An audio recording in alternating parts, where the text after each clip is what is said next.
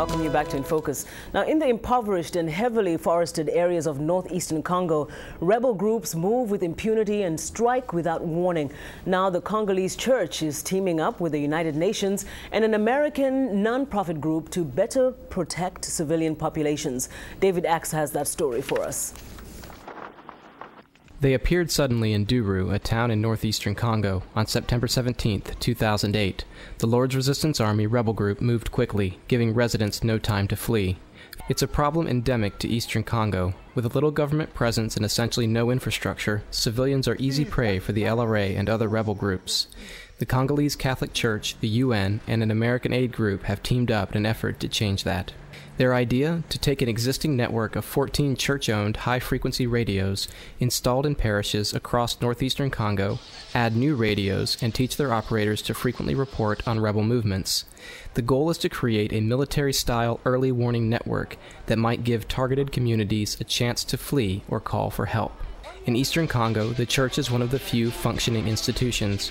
For decades, church radio operators in 13 remote towns have filed infrequent status updates to a central parish in the town of Dungu. We're here in Limai. We're going to set up the HF radio.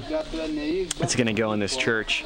All the HF radios are going to kind of be in churches because they serve as community centers for the local population. When they're displaced, they run to the community center because they know it's like a place of safety. In early 2010, the UN took note of this radio network and proposed to improve it, but the world body had no money for the project.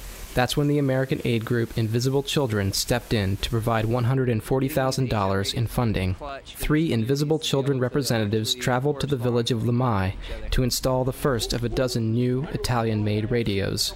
The group provided Voice of America this video of their work. Limai is typical of the Congolese towns in rebel territory. In this particular place, there's totally no network. There's no communication. The telephone cannot work here. Invisible Children handed over a radio set to the church in Limai and helped oversee construction of a tower for the radio antenna. Now with these HF radios, they know they can get twice daily broadcasts about where the LRA is and where they're active. And they can also, if there's an attack or a sighting, they can send that information into Dungu, which is kind of like the military base hub up here. As they completed their work, the humanitarians noticed an injured man lying nearby. Residents told the aid workers the man had been shot by rogue soldiers. Within minutes of its installation, church workers used their new radio to call for an ambulance.